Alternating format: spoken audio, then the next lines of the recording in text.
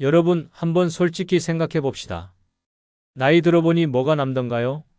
돈? 사람들? 자식들? 웃기지 마세요. 다 부질없습니다. 젊었을 땐 사람 붙들고 돈 끌어모으고 세상 다 가질 것처럼 살았지만 결국 내 손에 남은 건 뭐예요? 아무것도 없잖아요. 젊을 때는 돈을 벌어야 하고 자식 키워야 하고 사람들과 어울려야 하니까 어쩔 수 없이 남 눈치 보고 하고 싶은 것도 참고 살았습니다. 하지만 이제는 다릅니다. 남들한테 잘 보이려고 애쓸 필요도 없고 내 인생을 누구한테 증명할 필요도 없습니다. 이제라도 내 마음이 시키는 대로 살면서 남은 인생을 온전히 나를 위해 써야 합니다. 그러려면 어떻게 해야 할까요? 돈 많은 노후가 행복한 것도 아니고 가족이 곁에 많다고 외롭지 않은 것도 아닙니다. 결국 노년에 가장 중요한 건 내 마음이 편안한 삶입니다. 내 감정을 솔직하게 인정하고 남 신경 쓰지 않고 진짜 하고 싶은 걸 하며 사는 것이 노후 행복의 비결입니다. 지금부터라도 나를 위해 살기로 합시다. 더 늦기 전에, 더 후회하기 전에. 다 부질없는 세상, 노년에 행복하려면 이 7가지를 실천하며 살아야 합니다. 구독, 좋아요 누르시면 시작하겠습니다. 첫 번째는 싫은 사람에게 굳이 잘 보이려 애쓰지 않기입니다. 살면서 얼마나 많은 인간관계에 치여왔습니까? 직장에서는 상사 비위 맞추느라, 사회에서는 체면 차리느라, 심지어 가족한테까지 눈치 보며 살아왔습니다. 그런데 이제 와서 돌아보니 그 사람들이 내 인생에 무슨 도움이 됐나요? 내가 젊고 쓸모 있을 때는 나를 필요로 했던 사람들이 나이 드니까 하나둘 떠나가더군요.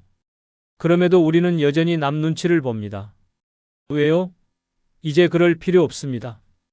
젊을 때는 어쩔 수 없이 인간관계 속에서 살아야 했습니다. 먹고 살려면 직장 상사에게 잘 보여야 했고 사회에서 인정받으려면 불편한 인간관계도 감수해야 했습니다. 하지만 이제는 다릅니다. 더 이상 누구에게도 잘 보일 필요가 없습니다. 특히 내 마음속에서 이미 싫다고 느낀 사람에게는 절대 애쓰지 마세요. 나이가 들면 인간관계가 정리됩니다. 그런데 많은 사람이 아직도 착각합니다. 내가 먼저 연락해야 하나? 괜히 관계가 멀어지는 거 아닐까? 저 사람이 날 안 좋게 보면 어쩌지? 이런 고민을 하며 스스로를 괴롭힙니다. 하지만 냉정하게 말해서 내가 연락하지 않으면 나를 찾지도 않는 사람이라면 애초에 내 인생에서 중요한 사람이 아닙니다. 더 이상 불필요한 관계에 신경 쓰지 마세요. 또 한 가지, 무례한 사람에게 친절 베풀 필요 없습니다. 젊을 때는 예의 차린다고, 관계 유지한다고 듣기 싫은 말도 참고 넘어갔습니다. 하지만 이제는 다릅니다. 나를 함부로 대하는 사람에게는 똑같이 대하세요. 나이 들어서 사람 잃으면 어쩌나 걱정할 필요 없습니다. 그런 사람은 애초에 내 사람이 아닙니다. 이제는 내 마음이 편한 게 가장 중요합니다. 굳이 싫은 사람에게 잘 보이려고 애쓰지 마세요. 그들이 내 삶을 책임져 주는 것도 아니고 나를 행복하게 해주는 것도 아닙니다. 괜히 남 눈치 보며 마음 불편하게 살 필요 없습니다. 그냥 내 기분 내키는 대로 하세요. 연락하기 싫으면 하지 말고 만나기 싫으면 안 만나면 됩니다. 남들보다 내 감정이 우선입니다. 이제는 내 인생을 나를 위해 써야 합니다. 남들한테 잘 보이려고 애쓰는 순간 내 삶은 또다시 그들의 것이 됩니다. 나를 함부로 대하는 사람과 억지로 관계를 유지할 필요 없습니다. 내가 싫다면 그냥 멀어지세요. 마음이 편해지고 삶이 훨씬 가벼워질 겁니다. 두 번째는 마음이 불편한 자리에는 가지 않기입니다. 이제 더 이상 마음이 불편한 자리에 억지로 갈 필요 없습니다. 젊었을 때는 어쩔 수 없이 가야 했습니다. 직장 회식, 가족 행사, 친척 모임, 심지어 별로 친하지도 않은 사람의 경조사까지 피곤해도 가기 싫어도 체면 때문에, 예의 때문에 참고 갔습니다. 하지만 이제는 그런 거 다 필요 없습니다. 한번 생각해 보세요. 그 자리에서 진짜 내 안부를 궁금해하는 사람이 있습니까? 내 이야기를 진심으로 들어주는 사람이 있습니까? 대부분은 겉으로만 인사하고 형식적으로 웃으며 서로를 평가하는 데만 급급합니다. 저 사람은 나보다 형편이 나아졌나? 어디 아픈 데는 없나? 자식들은 뭐하냐? 이런 말들로 서로를 재단하고 비교합니다. 그런 곳에 가서 앉아있으면 뭐가 남습니까? 기분만 상하고 피곤해질 뿐입니다. 특히 나를 무시하는 사람들이 있는 자리라면 더더욱 가지 마세요. 나이가 들었다고, 돈이 없다고, 성공하지 못했다고 깔보는 사람들, 그 사람들에게 내 시간과 에너지를 쓸 이유가 없습니다. 괜히 마주 앉아서 마음 불편하게 하지 말고 차라리 집에서 맛있는 거 먹고 편히 쉬는 게 낫습니다. 또 하나, 젊었을 때는 관계를 유지하려고 어쩔 수 없이 사람들을 만나고 인맥을 챙겼습니다. 하지만 지금은 다릅니다. 나를 불편하게 만드는 관계는 과감하게 끊어야 합니다. 싫은 사람을 만나서 가식적인 웃음을 짓고 듣기 싫은 말을 듣고 집에 와서 후회할 필요 없습니다. 시간이 아깝습니다. 이제부터는 내 마음이 편한 곳, 나를 진짜로 아끼는 사람들과만 시간을 보내세요. 가기 싫은 자리는 가야 할 이유가 없습니다. 괜히 남 눈치 보며 억지로 참석하지 마세요. 남들이 뭐라 하든 상관없습니다. 중요한 건 내 감정입니다. 내 기분이 불편하면 안 가는 게 맞습니다. 마음 편한 곳에서 나를 위해 내 삶을 즐기며 사는 것이 노년의 가장 중요한 일입니다. 세 번째는 돈 아까워하지 말고 나를 위해 쓰기입니다. 평생 돈을 벌고 모으느라 얼마나 고생했습니까? 젊었을 땐 자식들 뒷바라지하느라, 노후 걱정하느라, 혹시라도 아플까봐 돈 한 푼도 허투루 못 썼습니다. 그렇게 아끼고 또 아끼며 살았는데 이제 와서 보니 어때요? 정작 나를 위해 제대로 써본 적이 있습니까? 남들 챙기느라 내 옷 한 벌, 내 밥 한 끼조차도 제대로 못 챙긴 삶이었잖아요. 그런데도 여전히 돈이 아까워서 나를 위해 쓰지 못하는 사람이 많습니다. 밥 한 끼를 먹어도 싼 것만 찾고 하고 싶은 일이 있어도 괜히 돈 낭비 아닌가? 고민합니다. 하지만 이제는 생각을 바꿔야 합니다. 지금 내 손에 있는 돈 언제까지 붙들고 있을 겁니까? 이 돈 내가 못 쓰면 결국 누구 손에 들어갈지 압니까? 자식들? 손주들? 아니면 병원비로 다 나갈지도 모릅니다. 냉정하게 말해서 자식들은 이미 자기 인생이 바쁩니다. 부모가 피땀 흘려 모은 돈 결국 남 주고 갈 거라면 차라리 내가 즐기고 행복할 때 쓰는 게 낫습니다. 내 인생인데 왜 죽을 때까지 아끼기만 합니까? 남한테 퍼주느라 정작 내 삶은 초라하게 살면서 혹시라도 나중에 필요할까 봐 돈을 꼭 쥐고 사는 건 바보 같은 짓입니다. 이제는 남 걱정 말고 나부터 챙기세요. 먹고 싶었던 음식, 가고 싶었던 여행, 배우고 싶었던 취미 다 지금 하세요. 돈 몇 푼 아낀다고 인생이 더 길어지는 것도 아니고 은행 잔고가 많다고 행복이 보장되는 것도 아닙니다. 오히려 돈만 바라보다가 인생이 끝나는 경우가 더 많습니다. 돈은 결국 쓰라고 있는 겁니다. 특히 나를 위해 써야 가치가 있습니다. 내가 즐거울 때, 행복할 때, 건강할 때 쓰는 돈이 진짜 돈입니다. 늙어서 돈 모아봤자 뭐합니까?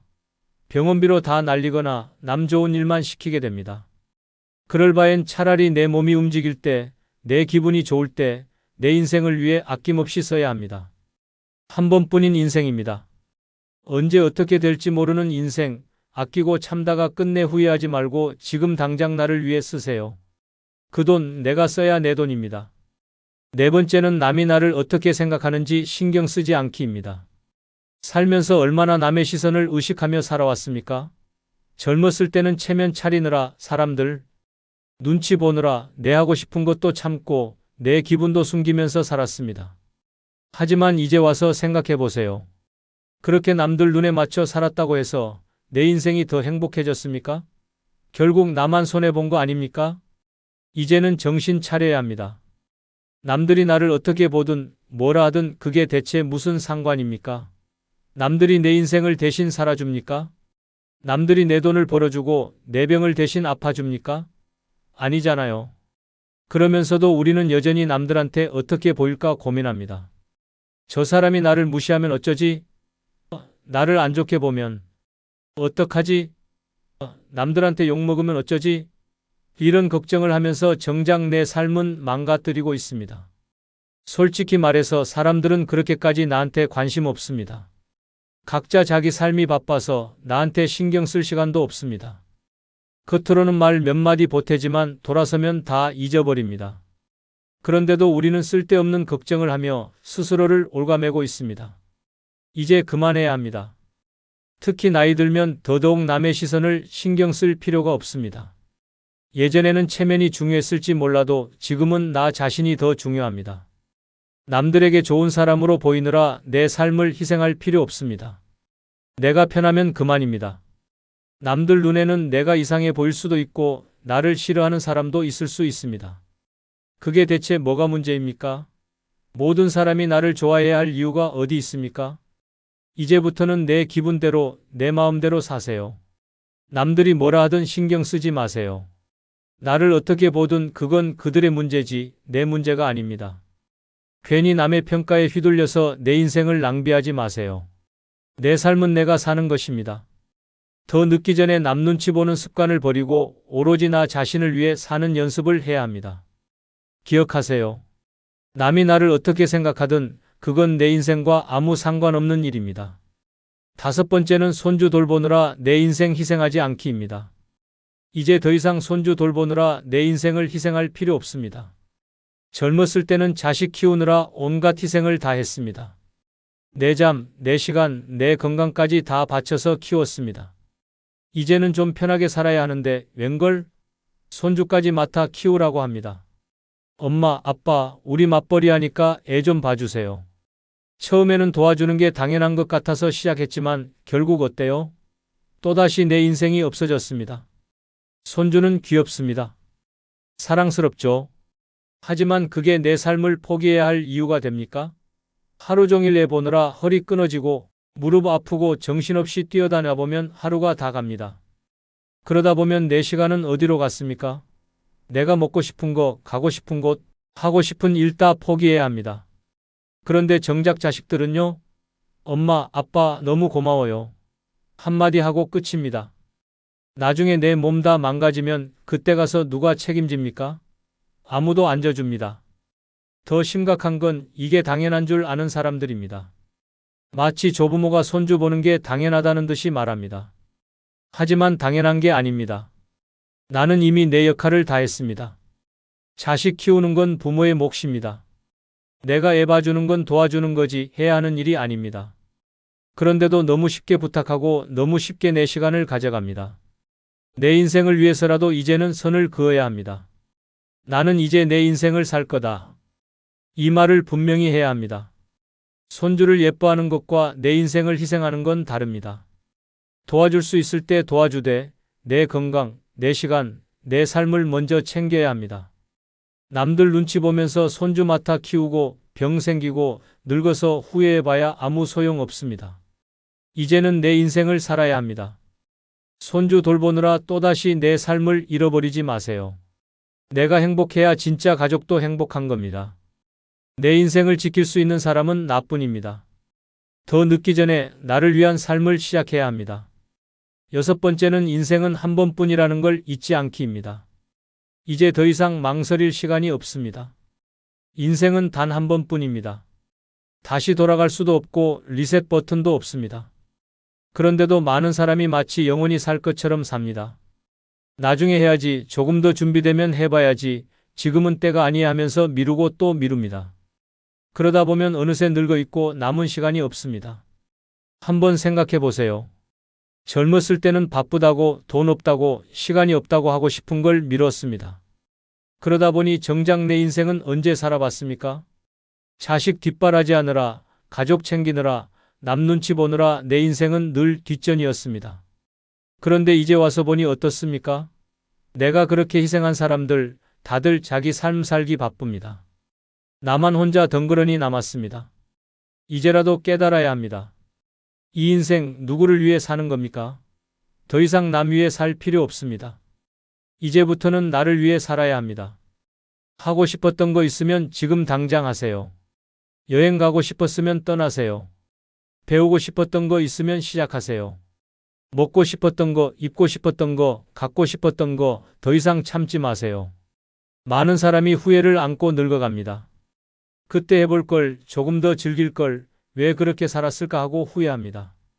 하지만 후회해도 소용없습니다. 시간이 지나면 다시는 되돌릴 수 없습니다. 그래서 늦기 전에 해야 합니다. 오늘이 가장 젊은 날입니다. 내일은 장담할 수 없습니다. 지금 이 순간을 즐기세요. 인생은 한 번뿐입니다. 남 걱정하지 말고, 돈 아까워하지 말고, 남 눈치 보지 말고 오직 나를 위해 살아야 합니다. 내 행복, 내 만족, 내 삶을 위해. 더 늦기 전에, 후회하기 전에 오늘부터 시작하세요. 7번째는 과거의 후회에서 벗어나기입니다. 이제 과거는 끝났습니다. 아무리 후회해도 아무리 되돌리고 싶어도 절대 다시 돌아갈 수 없습니다. 그런데도 우리는 여전히 과거에 발목이 잡혀 삽니다. 그때 그렇게 하지 말 걸, 좀 더 잘할 걸, 왜 그렇게 바보같이 살았을까 하면서 후회를 반복합니다. 하지만 후회해서 뭐가 달라집니까? 아무것도 달라지지 않습니다. 그저 내 마음만 갉아먹고 내 현재만 망칠 뿐입니다. 살면서 누구나 실수합니다. 누구나 후회할 일 하나쯤은 있습니다. 젊었을 때 돈을 잘못 썼든, 인간관계를 망쳤든, 자식을 제대로 못 챙겼든, 내 인생이 뜻대로 풀리지 않았든 간에 이미 지나간 일입니다. 그런데 그걸 계속 붙잡고 있으면 결국 남은 인생까지 망치게 됩니다. 한 가지 확실한 건 과거는 절대 바꿀 수 없다는 사실입니다. 하지만 미래는 다릅니다. 지금부터라도 과거의 후회에서 벗어나야 합니다. 이제는 남은 시간 동안 어떻게 살아갈 것인가를 고민해야 합니다. 과거를 후회하며 사느라 정작 앞으로 남은 소중한 시간을 또다시 허비할 겁니까? 후회를 버리는 가장 좋은 방법은 지금 이 순간을 사는 것입니다. 지금 내가 할 수 있는 일에 집중하는 것입니다. 과거를 떠올리며 괴로워하는 대신 지금 당장 내 삶을 즐기는 것입니다. 더 이상 과거의 후회에 발목 잡히지 마세요. 인생은 한 번뿐입니다. 이미 지나간 시간 때문에 남은 인생까지 망치지 마세요. 중요한 건 지금입니다. 후회는 과거에 묻어두고 앞으로 나아가세요. 나를 위해, 내 행복을 위해 남은 인생을 제대로 살아야 합니다. 결국 다 부질없습니다. 젊었을 땐 사람들한테 잘 보이려고, 돈 모으려고, 자식 뒷바라지하느라 내 삶을 희생하며 살았습니다. 그런데 지금 내 곁에 누가 남았습니까? 내가 그렇게 아끼고 챙겼던 사람들, 다들 자기 인생 살기 바쁩니다. 내가 얼마나 희생했는지는 아무도 기억하지 않습니다. 남 좋은 일만 하다가 정작 내 인생은 어디로 갔습니까? 이제라도 정신 차려야 합니다. 더 이상 남 눈치 보지 마세요. 돈 아까워하지 말고 나를 위해 쓰세요.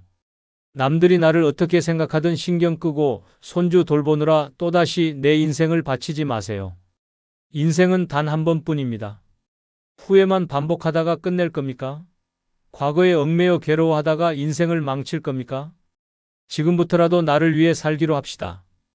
내가 하고 싶은 거 하고 먹고 싶은 거 먹고 가고 싶은 곳 가면서 즐겁게 살아야 합니다. 이제는 남이 아니라 나를 위해 사는 게 맞습니다. 더 늦기 전에, 후회하기 전에 내 인생의 주인이 되어야 합니다. 구독, 좋아요 부탁드립니다.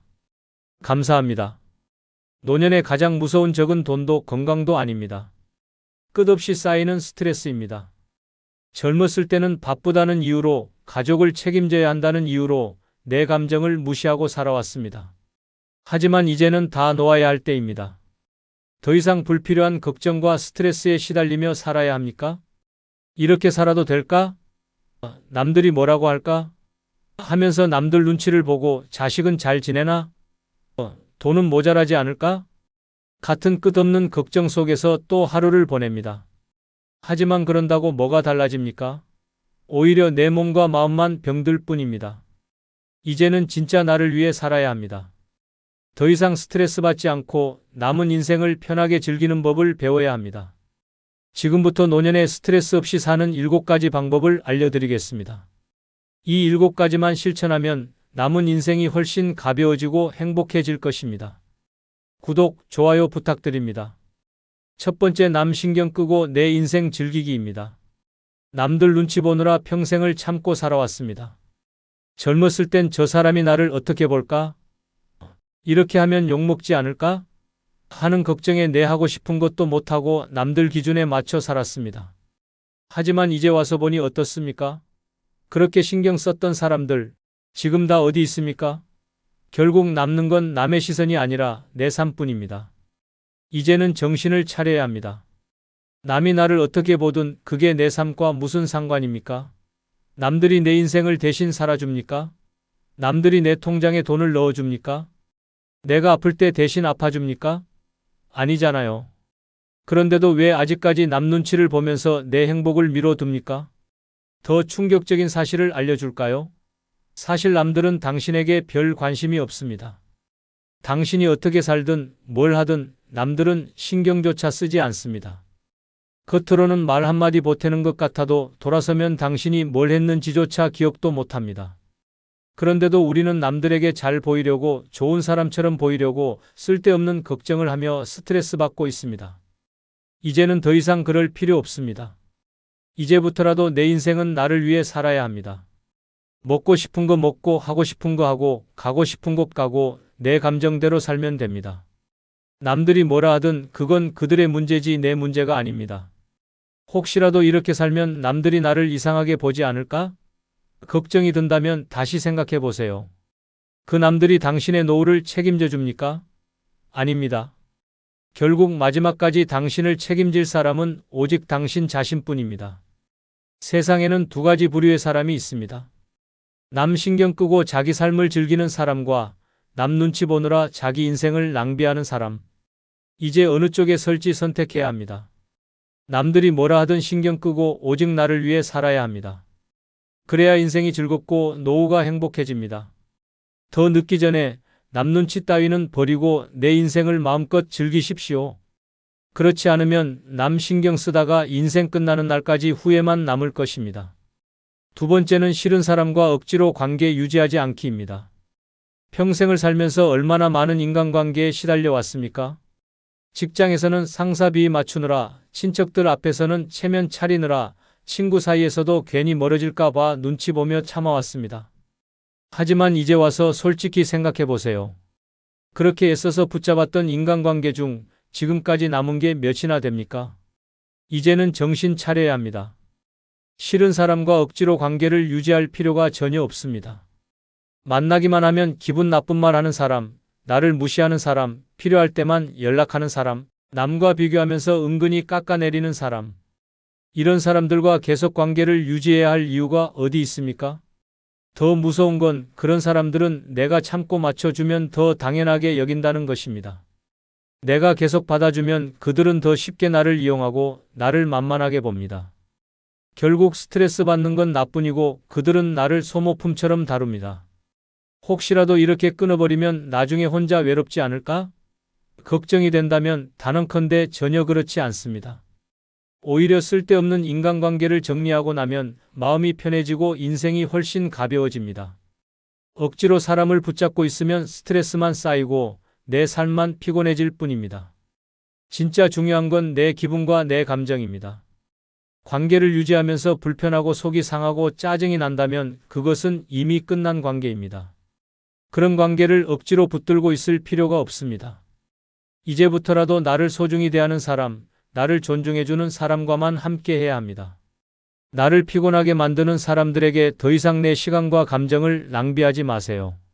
싫은 사람에게 잘 보일 필요도 관계를 유지할 필요도 없습니다. 지금부터라도 싫은 사람과의 관계는 정리해야 합니다. 그래야 인생이 편해지고 노후가 행복해집니다. 더 늦기 전에 불필요한 인간관계는 과감하게 끊어버리십시오. 그렇지 않으면 남 신경 쓰다가 인생이 끝날 때까지 후회만 남을 것입니다. 세 번째는 자식 문제로 속 썩이지 않기입니다. 자식 걱정하느라 평생을 희생하며 살아왔습니다. 잘 먹이고 잘 입히고 좋은 교육시키려고 안 해본 고생이 없습니다. 우리 애만큼은 고생시키지 말아야지 하면서 내 몸이 부서져라 뒷바라지했습니다. 그런데 이제 와서 보니 어때요? 자식은 잘 살고 있는데 정작 내 삶은 온갖 걱정과 후회 속에서 무너져가고 있습니다. 이제는 정신을 차려야 합니다. 자식 문제로 속 썩이지 않는 것이 노후를 행복하게 사는 첫걸음입니다. 자식은 이미 다 컸고 자기 인생이 있습니다. 부모가 아무리 걱정해줘도 결국 자기 마음대로 삽니다. 그런데도 우리는 여전히 우리 애가 지금 힘들지 않을까? 이렇게 사는 게 맞나? 하면서 걱정을 합니다.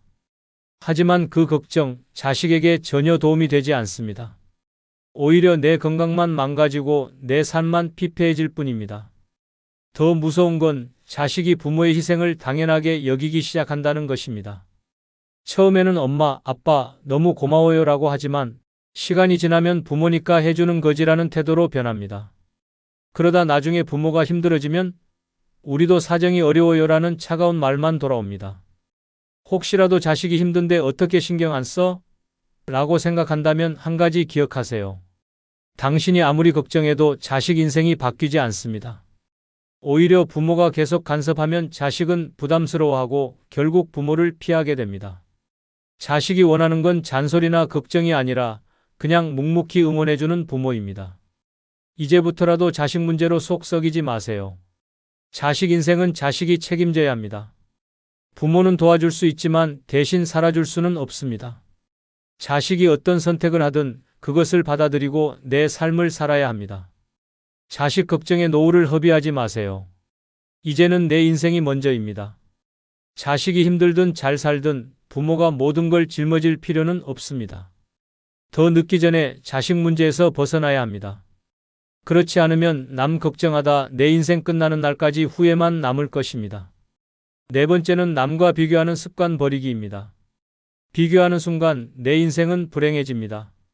젊었을 때부터 누구네 집 자식은 성공했다더라. 저 사람은 저렇게 좋은 집에서 산다더라 하면서 남과 비교하며 살아왔습니다. 하지만 그렇게 남들만 보다가 정작 내가 이룬 것, 내 인생의 행복은 하나도 누리지 못한 채 늙어버렸습니다. 이제는 정신을 차려야 합니다. 비교하는 순간 내 인생은 초라해질 수밖에 없습니다. 세상에는 나보다 돈 많은 사람도, 더 건강한 사람도, 더 여유로운 사람도 많습니다. 그런데 그 사람들과 비교해서 내가 얻는 게 무엇입니까? 스트레스와 열등감뿐입니다. 더 무서운 건 비교하는 습관은 평생 끊이지 않는다는 것입니다. 젊었을 때는 누가 더 성공했나 비교하고, 나이 들어서는 누가 더 건강한가, 누가 더 자식 보기 좋은가 비교합니다. 그러다 결국 남의 인생만 부러워하다가 내 인생을 낭비하는 최악의 결말을 맞이하게 됩니다. 혹시라도 그래도 남들처럼은 살아야 하지 않겠어? 라고 생각한다면 다시 한번 생각해 보세요. 남들은 당신을 신경 쓰지 않습니다. 당신이 잘 살든 못 살든 남들은 자기 인생 살기에 바쁩니다. 그런데 왜 우리는 남들 눈치를 보면서 남들과 비교하며 괜히 스스로를 초라하게 만드는 것입니까? 이제부터라도 비교하는 습관을 버려야 합니다. 남의 인생은 남의 것이고 내 인생은 내 것입니다. 남들이 뭐라 하든 누구보다 잘 살든 못 살든 내가 행복하면 그만입니다. 남과 비교하다 보면 끝없이 부족함만 느껴지고 내 삶이 보잘것없게 느껴집니다. 하지만 비교를 멈추는 순간 비로소 내 삶의 소중함을 알게 됩니다. 지금부터라도 비교를 멈추고 내 인생을 즐기십시오. 그렇지 않으면 남들 부러워하다가 인생 끝나는 날까지 후회만 남을 것입니다. 다섯 번째는 과거의 후회에서 벗어나기입니다. 과거를 붙잡고 사는 순간 내 인생은 끝없는 후회의 늪에 빠집니다. 그때 그렇게 하지 말 걸, 조금만 더 노력했으면 달라졌을까? 하는 후회 속에서 우리는 얼마나 많은 시간을 낭비했습니까? 하지만 냉정하게 말해서 아무리 후회해도 과거는 절대 바뀌지 않습니다. 이제는 정신을 차려야 합니다. 과거는 이미 지나갔고 다시 돌아오지 않습니다. 하지만 우리는 끊임없이 과거를 곱씹으며 스스로를 괴롭힙니다. 내가 그때 그 선택만 안 했어도 조금만 더 잘했으면 하면서 자책하지만 그 후회가 내 인생을 더 나아지게 합니까? 아닙니다. 오히려 현재를 망치고 미래를 어둡게 만들 뿐입니다. 더 무서운 건 후회하는 습관이 평생 지속된다는 것입니다. 젊었을 때는 더 좋은 직장을 가졌어야 했는데 그때 그 사람과 결혼하지 말 걸 같은 후회를 합니다. 나이가 들면 자식 키우는 걸 더 잘했어야 했는데 돈을 아껴둘 걸 하며 또 후회합니다. 그렇게 평생 후회만 하다 보면 결국 내 인생은 한 번도 행복한 적이 없는 삶이 되고 맙니다. 혹시라도 그때 다른 선택을 했으면 지금 더 나았을까? 라는 생각이 들더라도 다시 생각해 보십시오. 그 선택을 했다고 해서 정말 더 행복했을까요? 아닙니다. 다른 선택을 했어도 우리는 여전히 후회했을 것입니다. 완벽한 인생이란 없고 모든 인생에는 아쉬움이 남기 마련입니다. 이제부터라도 후회를 버려야 합니다. 과거는 지나갔고 내가 바꿀 수 있는 것은 지금 이 순간뿐입니다. 과거를 후회하며 사느라 현재를 낭비하면 결국 미래에도 똑같은 후회를 반복하며 인생을 끝마치게 됩니다. 과거의 후회를 내려놓는 순간 내 삶은 가벼워지고 자유로워집니다. 지금부터라도 후회를 멈추고 남은 인생을 있는 그대로 받아들이고 즐기십시오. 그렇지 않으면 후회만 하다가 인생 끝나는 날까지 아쉬움만 남을 것입니다. 여섯 번째는 남이 뭐라 하든 내 방식대로 살기입니다. 평생을 남의 눈치 보며 살아왔습니다. 이렇게 하면 욕먹지 않을까? 저 사람이 나를 이상하게 생각하면 어쩌지? 하면서 내 마음을 억누르고 내 방식대로 살지 못했습니다. 하지만 이제 와서 돌아보니 그렇게 신경 썼던 사람들이 지금 내 곁에 남아 있습니까? 결국 남이 아니라 내 인생이 남았을 뿐입니다. 이제는 정신을 차려야 합니다. 남들이 뭐라 하든 그건 그들의 문제지 내 문제가 아닙니다. 내가 하고 싶은 걸 하면 그 나이에 그런 걸 왜 해? 라고 하고 가만히 있으면 왜 저렇게 사냐? 라고 합니다. 결국 어떻게 살든 남들은 할 말을 찾고 내 인생을 평가하려 듭니다. 하지만 중요한 건 그들이 내 삶을 책임져 주지 않는다는 것입니다. 더 무서운 건 남의 말을 듣다 보면 내 인생이 사라진다는 것입니다. 처음에는 작은 결정 하나도 남에게 맞추다 보면 점점 내가 원하는 게 뭔지도 모르게 됩니다. 결국 남들이 원하는 대로 살다 보면 마지막에 남는 건 후회뿐입니다. 혹시라도 그래도 남들에게 잘 보여야 하지 않을까? 라고 생각한다면 다시 생각해 보세요. 남들이 당신의 노후를 책임져 줍니까? 아닙니다. 당신이 힘들어질 때 당신을 대신 살아줄 사람은 아무도 없습니다. 결국 마지막까지 당신을 책임져야 하는 사람은 오직 당신 자신뿐입니다. 이제부터라도 남의 말은 한 귀로 듣고 흘려야 합니다. 내 방식대로 살 때 비로소 내 인생이 시작됩니다. 남이 뭐라 하든 상관하지 말고 내가 하고 싶은 걸 하고 내가 원하는 삶을 살아야 합니다. 남 눈치 보며 살다 보면 인생이 끝나는 날까지 후회만 남습니다. 더 늦기 전에 남들이 뭐라 하든 신경 끄고 내 방식대로 사십시오. 그렇지 않으면 남들 맞추다가 내 인생을 한 번도 살아보지 못한 채 끝나게 될 것입니다. 일곱 번째는 평생 참고 산 감정 과감히 내려놓기입니다. 평생을 참고 견디고 삼키며 살아왔습니다. 괜히 내색하면 싸움만 나지 그래도 내가 어른인데 참아야지 하면서 속으로 끓어오르는 감정을 꾹꾹 눌러 담았습니다. 하지만 그 감정들이 사라졌습니까? 아닙니다. 쌓이고 쌓여서 마음속에서 골마터지고 있을 뿐입니다. 이제는 정신을 차려야 합니다. 참는다고 모든 게 해결되는 것이 아닙니다. 오히려 참고 사는 습관이 몸과 마음을 병들게 합니다. 속에 쌓인 감정이 스트레스로 바뀌고 스트레스는 결국 병이 됩니다. 화병, 우울증, 고혈압, 불면증 같은 병들은 전부 참고 살아온 감정이 만든 결과입니다. 더 무서운 건 그렇게 참고 산다고 해서 누가 알아주지도 않는다는 것입니다. 내가 참고 맞춰주고 희생한 걸 남들은 당연하게 여깁니다. 내가 한 번이라도 불만을 표현하면 왜 저러지? 갑자기 변했네? 라고 합니다. 결국 평생 참고 살다 보면 남들은 편하고 나만 손해보는 인생이 됩니다. 혹시라도 지금 와서 뭘 바꿀 수 있겠어? 라고 생각한다면 다시 생각해 보세요. 지금이라도 바꾸지 않으면 남은 인생도 똑같이 참고만 살다가 끝납니다. 이제라도 내 감정을 솔직하게 표현해야 합니다. 싫으면 싫다고, 서운하면 서운하다고, 화가 나면 화가 난다고 말해야 합니다. 이제부터라도 참는 대신 내려놓아야 합니다. 속으로 끌어안고 있는 감정을 꺼내놓아야 합니다. 말로 표현하고 필요하면 울고 크게 웃고 나 자신을 위해 살아야 합니다. 내 감정을 내가 챙기지 않으면 아무도 챙겨주지 않습니다. 참고 사는 인생은 결국 후회만 남습니다. 더 늦기 전에 평생 눌러왔던 감정을 과감히 내려놓고 나를 위한 삶을 시작하십시오. 그렇지 않으면 참고만 하다가 내 인생을 한 번도 제대로 살아보지 못한 채 끝나게 될 것입니다. 여러분, 인생은 앞으로 얼마 남았습니다. 이 시간을 남들 걱정하며 스트레스 받으며 허비할 겁니까? 아니면 진짜 나를 위해 살아볼 겁니까? 선택은 당신에게 달려 있습니다.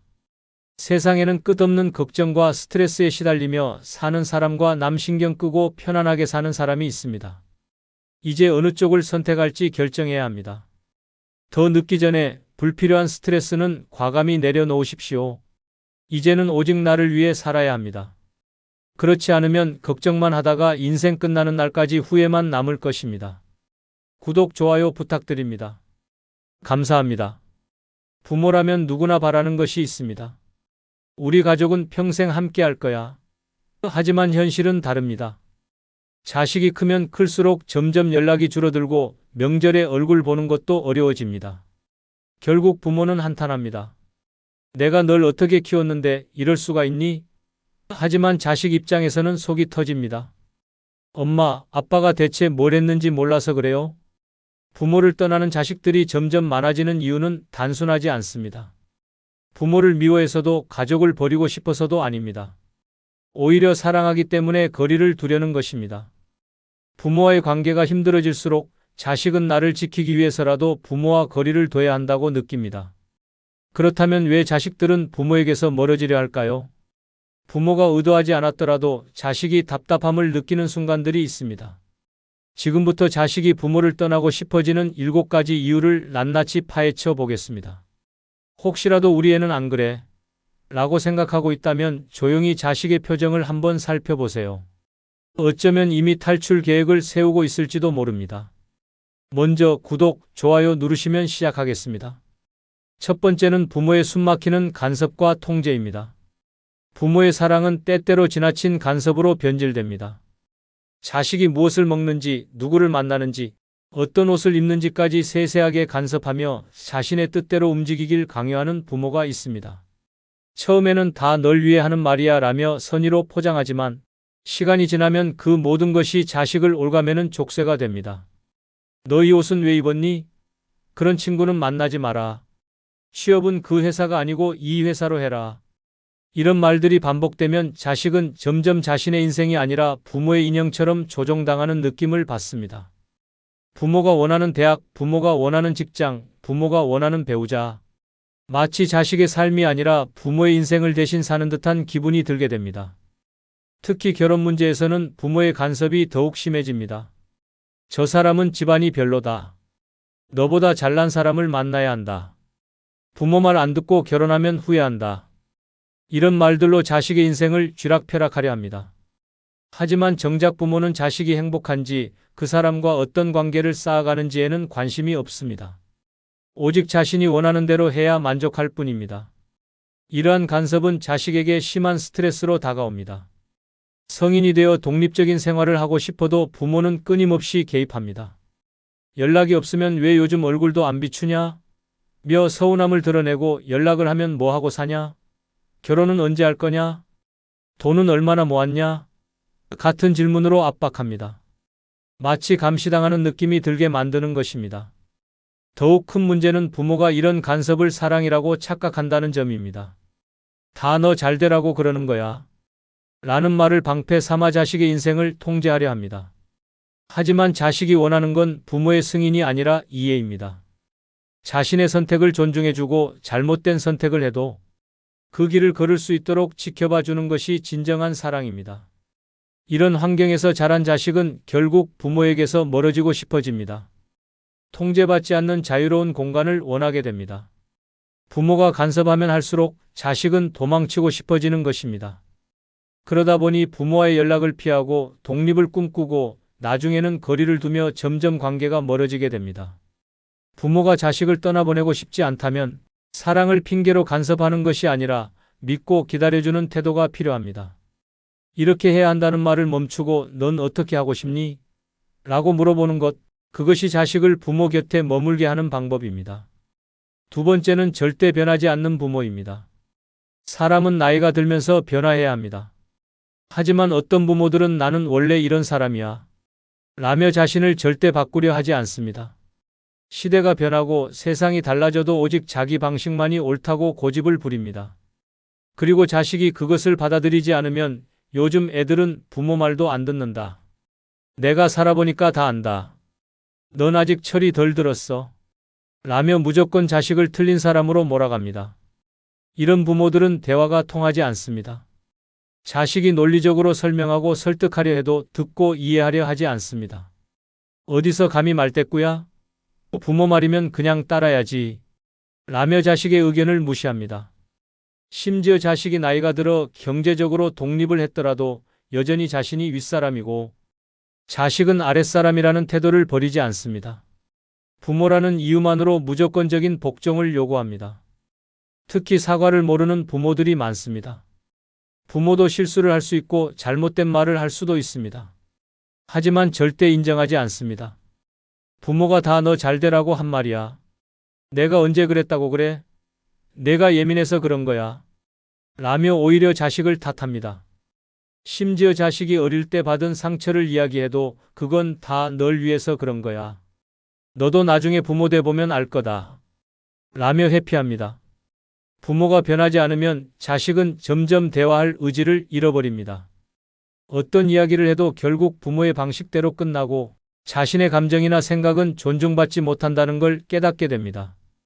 그래서 점점 부모와 거리를 두게 되고 결국엔 대화 자체를 포기하게 됩니다.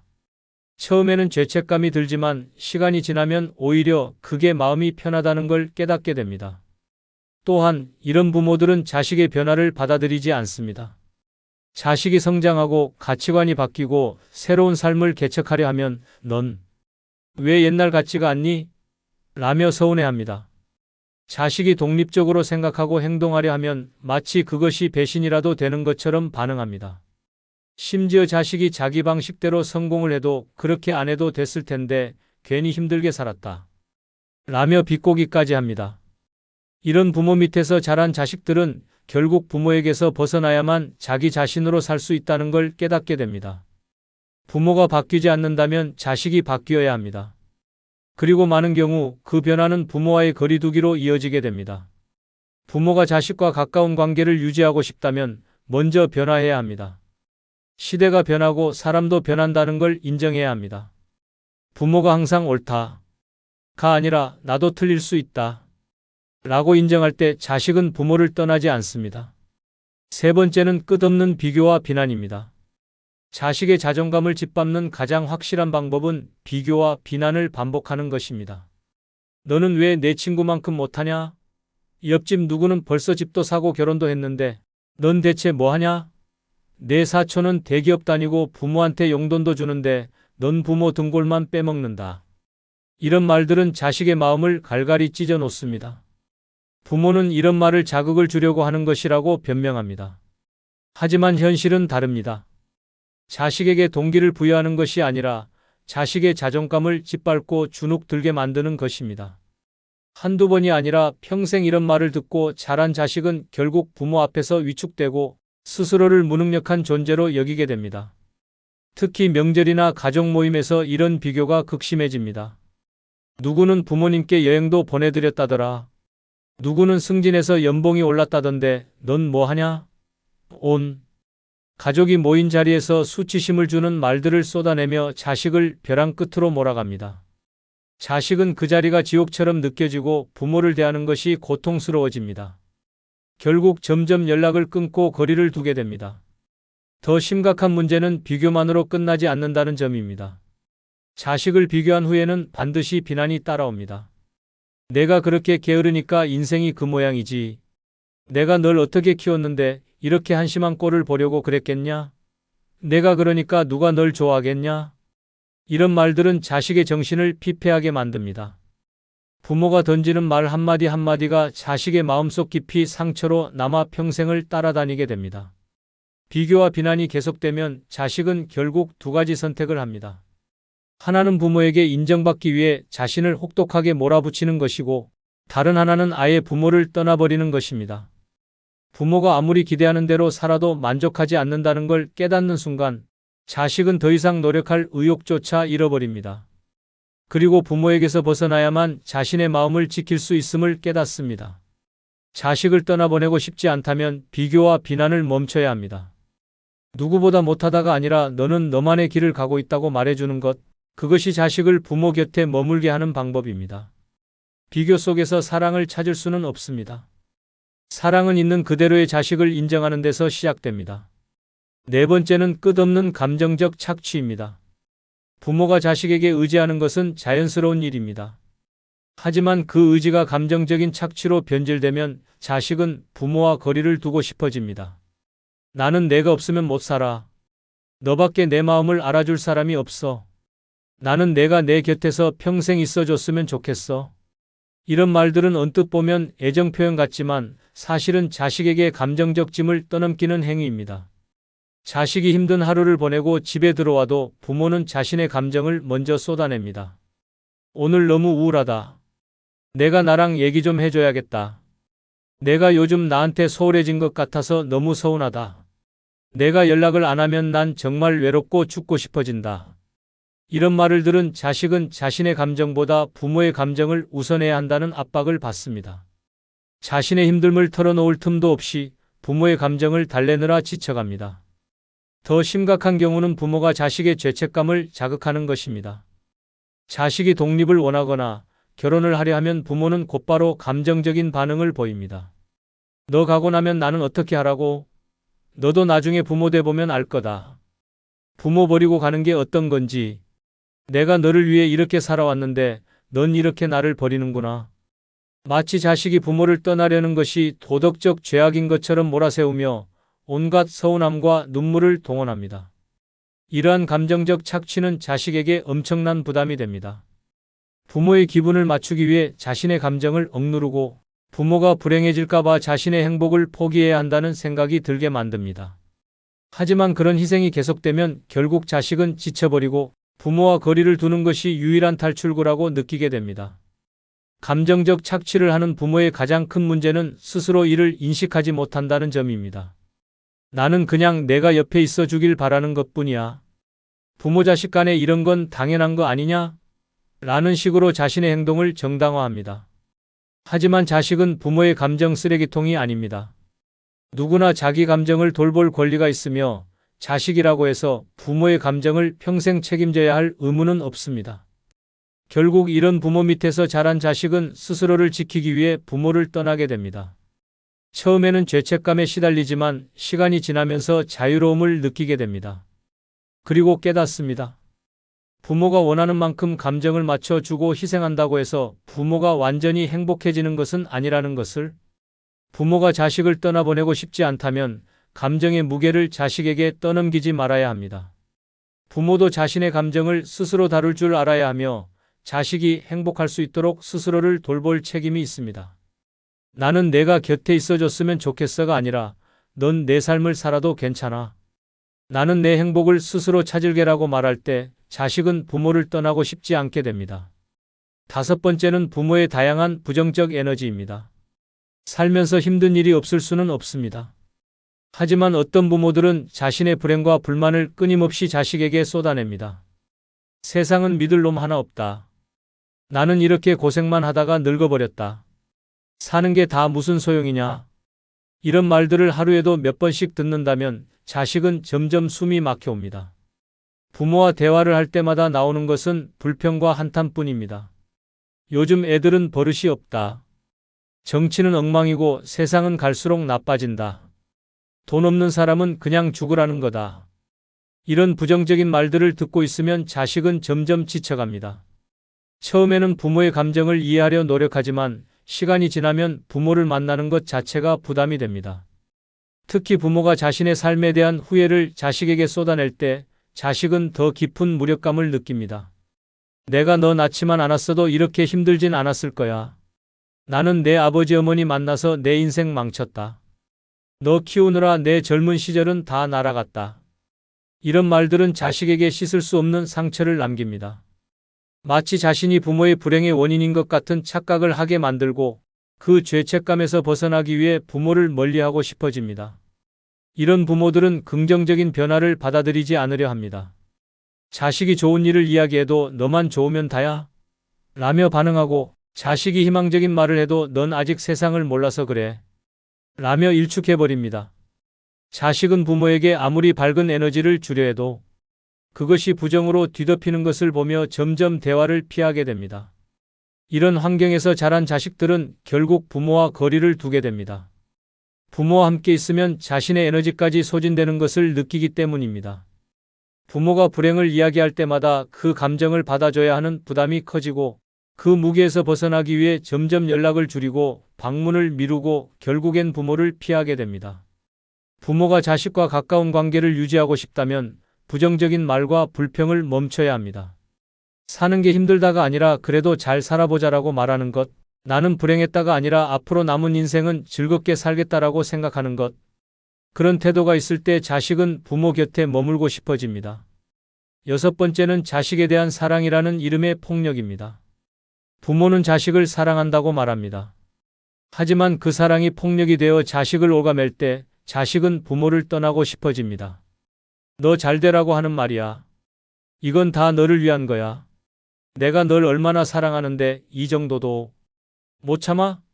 이런 말들은 부모가 자신의 행동을 정당화하기 위해 사용하는 방패입니다. 하지만 정작 자식에게는 상처만 남길 뿐입니다.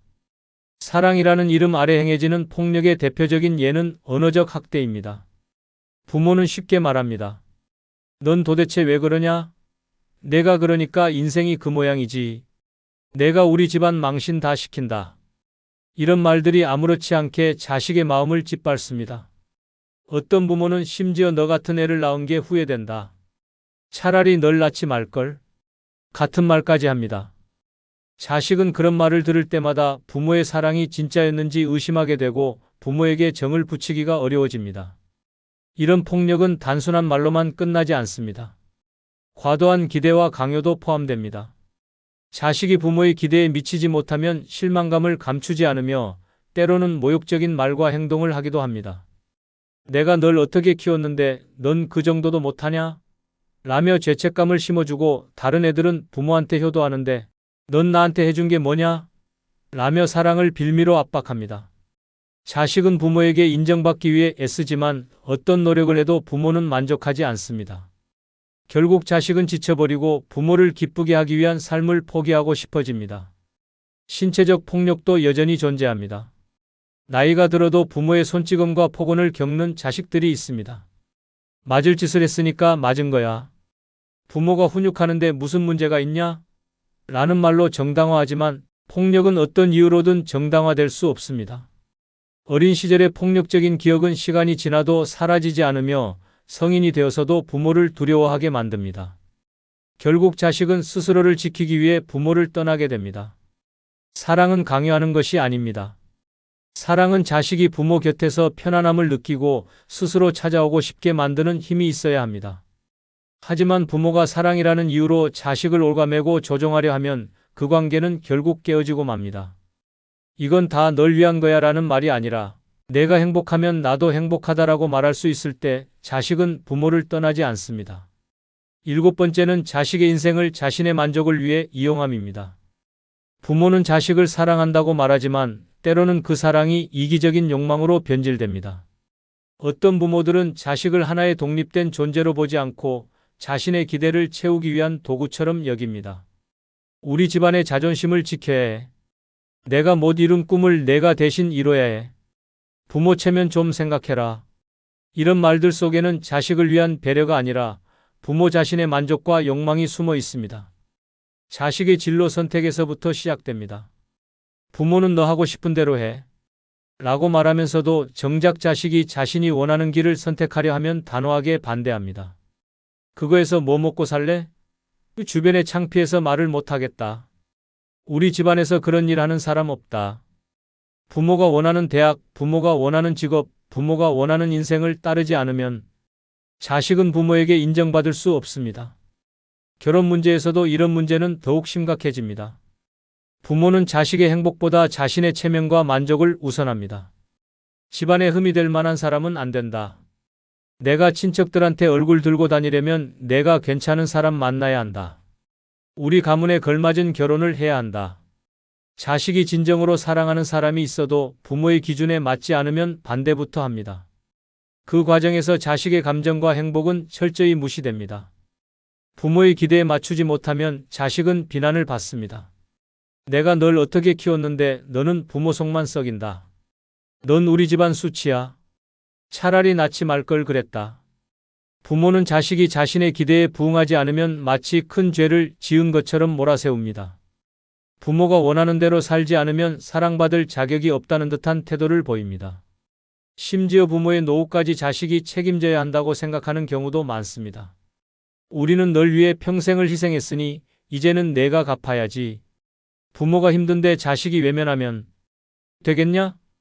자식이 아무리 최선을 다해도 부모의 기대를 만족시키기는 어렵습니다. 부모의 욕심은 끝이 없고 자식이 아무리 노력해도 그 정도로는 부족하다. 라는 말만 돌아올 뿐입니다. 이런 부모 밑에서 자란 자식은 결국 부모와 거리를 두게 됩니다. 처음에는 부모를 만족시키기 위해 노력하지만 결국에는 자신의 인생이 부모의 욕망을 채우는 도구로 전락했다는 것을 깨닫게 됩니다. 그리고 더 이상 자신의 삶을 빼앗기고 싶지 않아지면서 부모에게서 멀어지기로 결심합니다. 부모가 자식과 건강한 관계를 유지하고 싶다면 자식을 자신의 욕망을 이루기 위한 수단으로 삼아서는 안 됩니다. 내 기대를 저버리지 마라. 가 아니라 내가 원하는 삶을 살아라. 라고 말해줄 때 자식은 부모를 떠나고 싶지 않게 됩니다. 사실 자식들은 부모를 미워하지 않습니다. 다만 부모가 자신을 이해하지 않는다고 느끼는 순간 지쳐버릴 뿐입니다. 자식이 평생 곁에 머물기를 바란다면 부모도 변해야 합니다. 내가 널 위해 이렇게 희생했는데 라는 말 대신 내가 행복했으면 좋겠다 라고 말할 때 자식은 부모를 떠나고 싶지 않아집니다.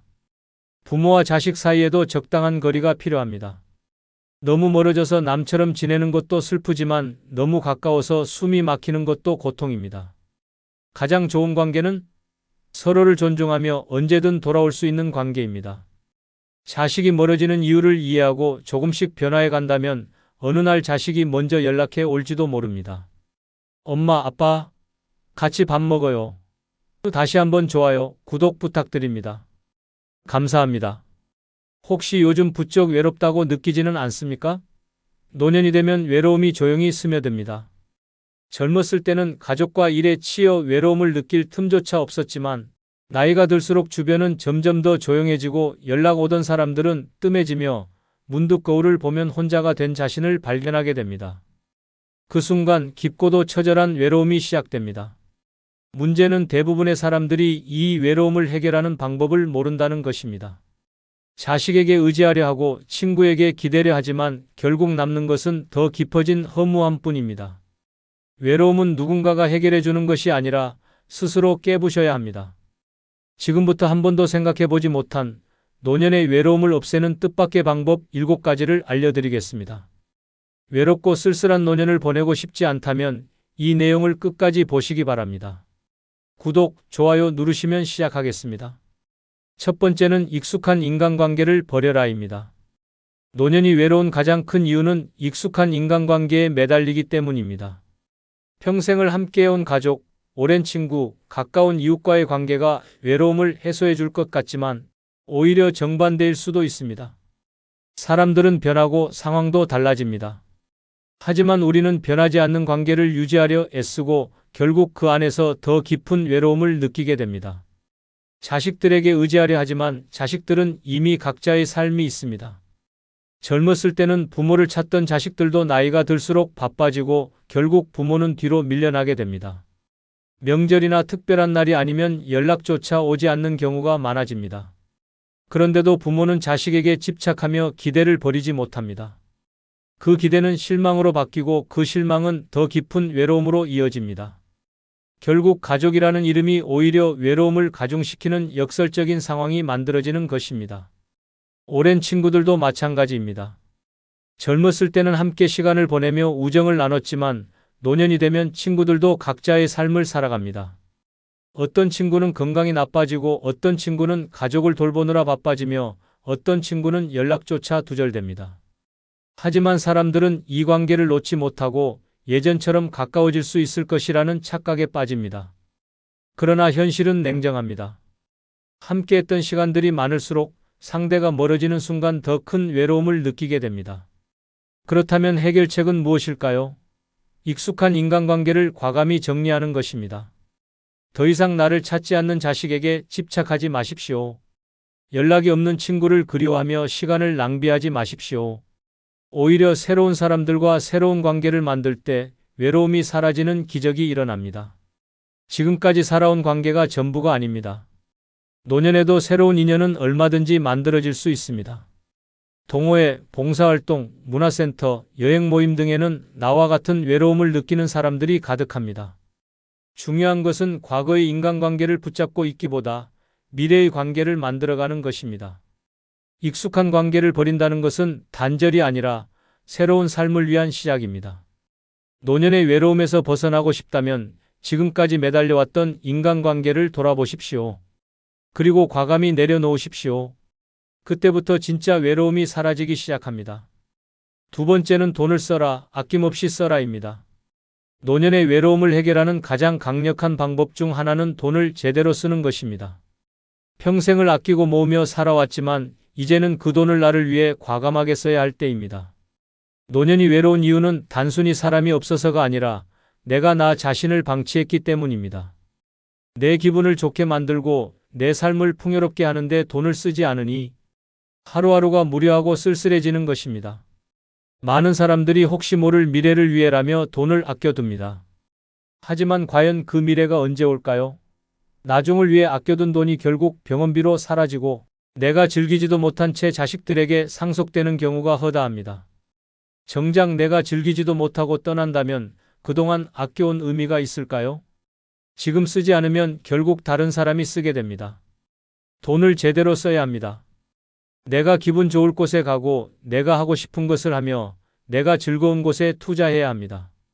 가고 싶었던 여행지를 찾아 떠나고 값비싼 한 끼 식사를 즐기고 관심 있던 취미를 배우십시오. 고급 호텔에서 하룻밤을 보내고 원하는 옷을 사고 필요한 곳에 투자하십시오.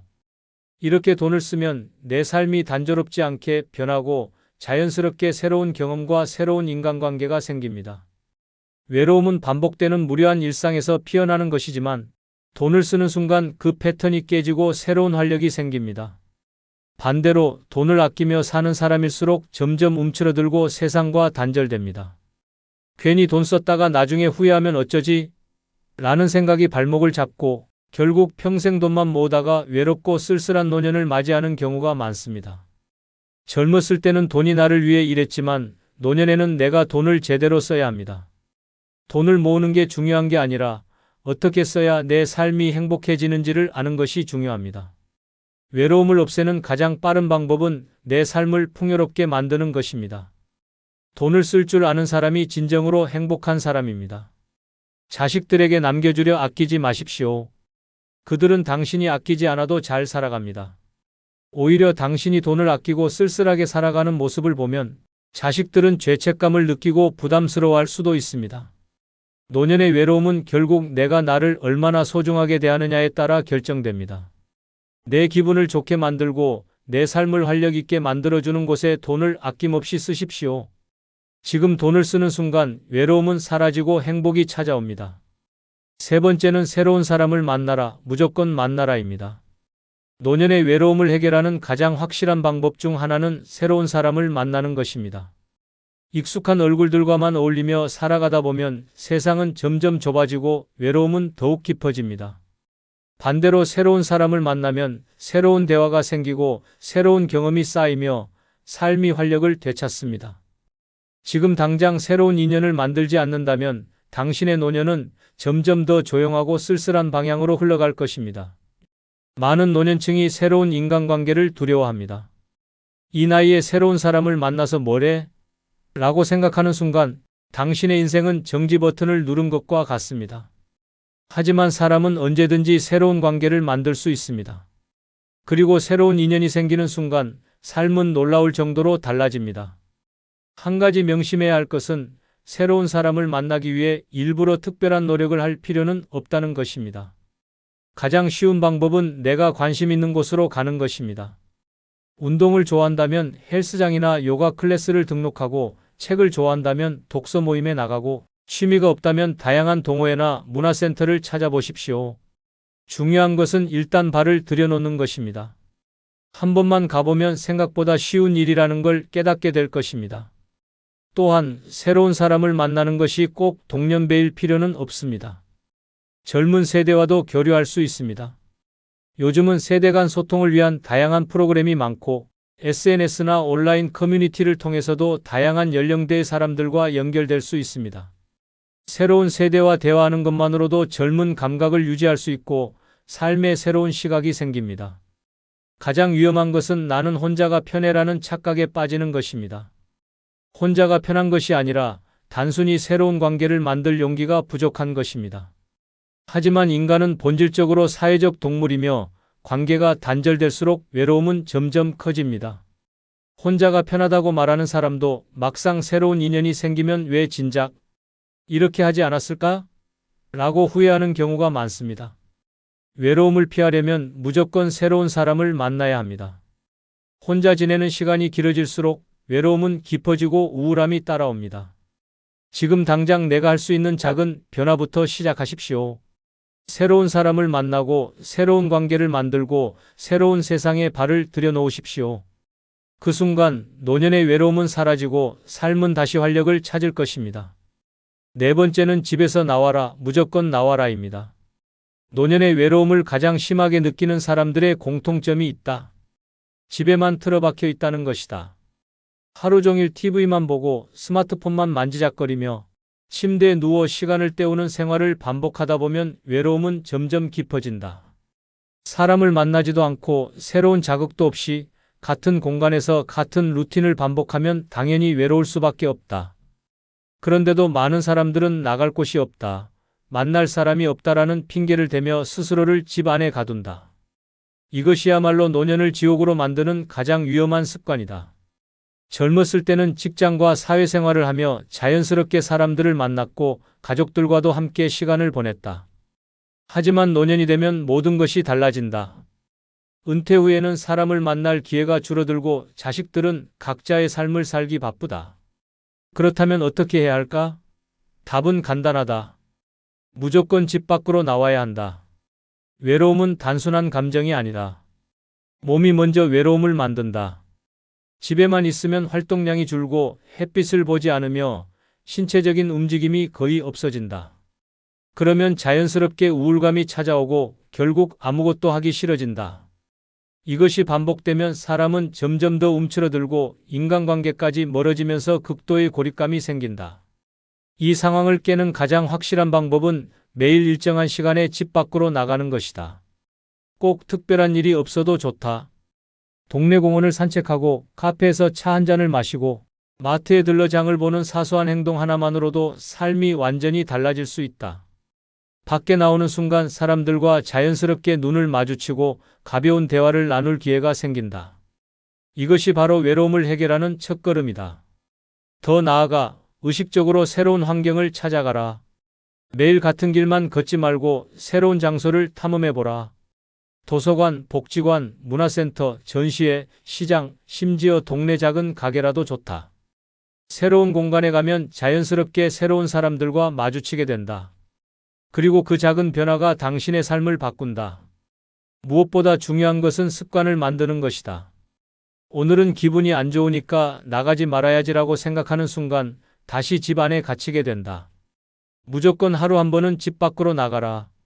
비가 오든 바람이 불든 기분이 좋든 나쁘든 이유를 만들지 말고 그냥 나가라. 집에 있으면 점점 더 고립되고 외로워진다. 하지만 밖으로 나오는 순간 세상은 당신을 반겨줄 것이다. 외로움을 없애고 싶다면 지금 당장 집 밖으로 나가라. 노년의 삶이 완전히 달라질 것이다. 다섯 번째는 무조건 새로운 것을 배워라. 입니다. 노년의 외로움을 극복하는 가장 강력한 방법 중 하나는 새로운 것을 배우는 것이다. 사람은 멈추는 순간부터 외로움을 느낀다. 새로운 경험이 없고 똑같은 일상만 반복되면 결국 삶은 무료해지고 고립된다. 하지만 반대로 배움이 있는 사람은 외롭지 않다. 배우는 순간 새로운 사람을 만나고 새로운 대화가 생기며 삶의 활력이 되살아난다. 결국 외로운 사람과 외롭지 않은 사람의 차이는 배우느냐, 배우지 않느냐의 차이다. 많은 노년층이 새로운 것을 배우는 것에 소극적이다. 이 나이에 뭘 배워? 배운다고 해서 뭐가 달라지겠어? 라고 생각하는 순간 인생은 그대로 정지해버린다. 하지만 배움을 시작하는 순간 생각이 달라진다. 새로운 것을 배우는 것은 단순히 지식을 쌓는 것이 아니라 내 삶을 바꾸는 행위이다. 예를 들어 스마트폰 사용법을 배우는 것만으로도 세상과의 연결고리가 달라진다. SNS를 활용하면 새로운 사람들과 쉽게 소통할 수 있고 유튜브를 통해 다양한 정보와 지식을 얻을 수 있으며 온라인 모임에 참여하며 활동 반경을 넓힐 수도 있다. 스마트폰을 모른다고 외면하는 순간 세상과의 연결이 끊어지고 고립이 시작된다. 하지만 배우는 순간 새로운 세상이 열리게 된다. 또한 취미 활동을 배우는 것도 외로움을 없애는 강력한 방법이다. 그림을 배우면 미술관에 가고 싶어지고 악기를 배우면 연주 모임을 찾게 된다. 운동을 배우면 건강도 좋아지고 새로운 사람들과의 만남도 자연스럽게 이어진다. 중요한 것은 관심 있는 분야를 찾고 그것을 깊이 파고드는 것이다. 배우기 시작하면 인생에 새로운 목표가 생기고 더 이상 외로울 틈이 없어진다. 더 나아가 배움은 자존감을 높인다. 나이가 들수록 사람들은 나는 이제 늙었어. 이제 새로운 건 어렵겠지라는 생각을 하며 스스로를 한계에 가둔다. 하지만 새로운 것을 배우면 나도 할 수 있다는 자신감이 생기고 그 자신감이 삶을 긍정적으로 바꾼다. 배우는 사람은 젊어지고 배움을 멈춘 사람은 늙어간다. 외로움을 극복하는 방법은 멀리 있지 않다. 새로운 것을 배우면 새로운 사람을 만나고 새로운 목표가 생기며 새로운 삶이 시작된다. 배움을 멈추는 순간 외로움이 시작되지만 배우는 순간 외로움은 사라진다. 지금 당장 배우고 싶은 것을 찾아 시작해보라. 그 순간 당신의 노년은 완전히 달라질 것이다. 6번째는 절대 도움받으려 하지 마라. 오히려 베풀어라. 입니다. 노년의 외로운 가장 큰 이유 중 하나는 받는 것에 익숙해져 있기 때문이다. 우리는 젊었을 때부터 누군가에게 기대고 누군가가 나를 챙겨주기를 바라는 삶을 살아왔다. 하지만 노년에는 이 방식이 통하지 않는다. 자식들이 예전처럼 부모를 챙기지 않고 친구들도 각자의 삶을 살기 바쁘다. 하지만 우리는 여전히 누군가가 나를 신경 써 주길 바라며 기대가 무너질 때마다 더 깊은 외로움에 빠진다.